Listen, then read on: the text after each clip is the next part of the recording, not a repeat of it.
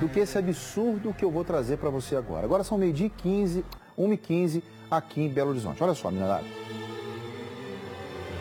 Um homem foi preso suspeito de espancar o filho. Suspeito de espancar o filho. A idade do filho, apenas 8 meses. Um bebê de 8 meses, suspeito de espancar e de matar o filho. Apenas 8 meses. A criança chegou a ser socorrida, mas não resistiu aos ferimentos. O pai confessou o crime e disse que agrediu o bebê porque ele estava chorando demais.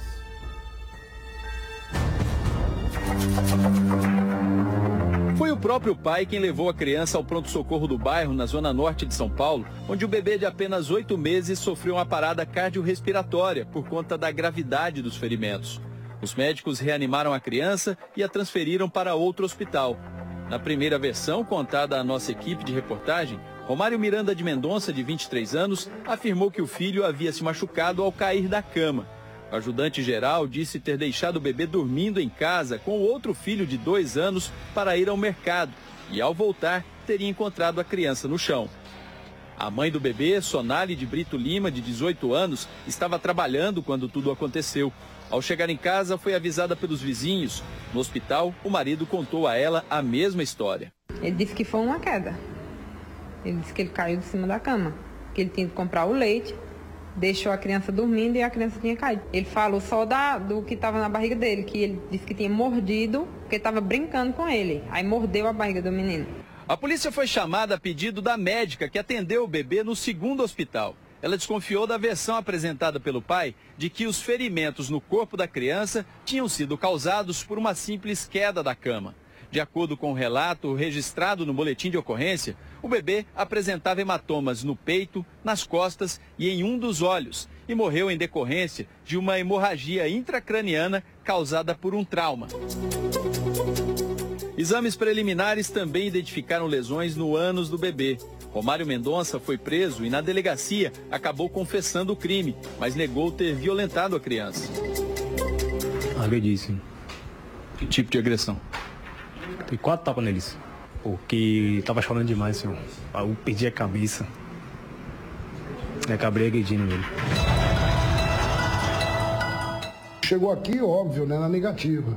Mas dadas as evidências e o questionamento das lesões na pequena vítima, ele viu que não tinha alternativa de queda de cama ou coisa similar. Foi o final trágico de uma história de violência. Segundo a mãe do bebê, ela também já havia sido agredida pelo marido e nos últimos meses vinha recebendo ameaças por conta de um boato. Romário desconfiava não ser o pai da criança. Aí eu falei pra ele, então vamos fazer o DNA e botar um processo. Aí a gente vai ver. Aí ele começou a ameaçar, falando que ia me matar, falando que se descobrisse que a criança não era dele, ia me matar. O delegado aguarda o resultado de laudos periciais para concluir o inquérito, mas considera o caso solucionado. Na opinião dele, um crime bárbaro, difícil de compreender. O adulto muitas vezes sabe por que está morrendo. Agora uma criança de 8 meses, ela foi para o abate e seu algoz era quem tinha que dar proteção a ela, né?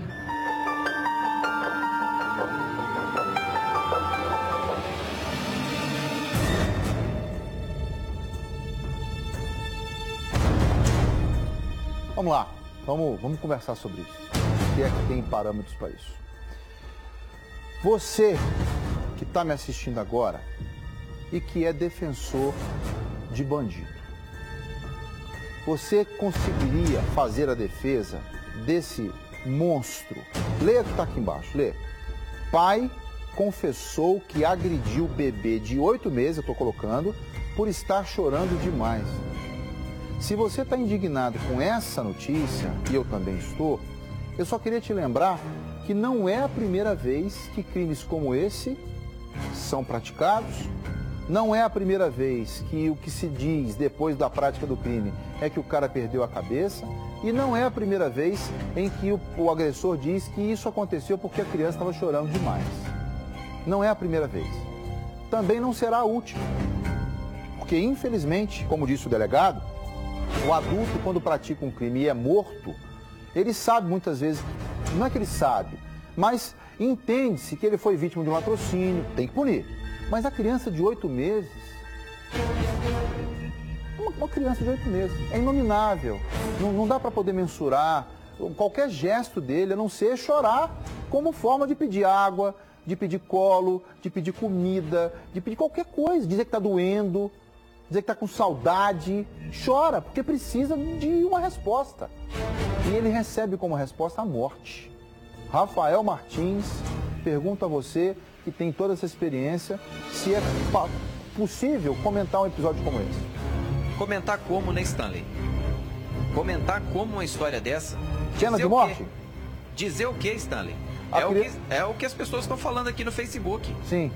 Pena de morte, Stanley, é o mínimo que as pessoas pedem.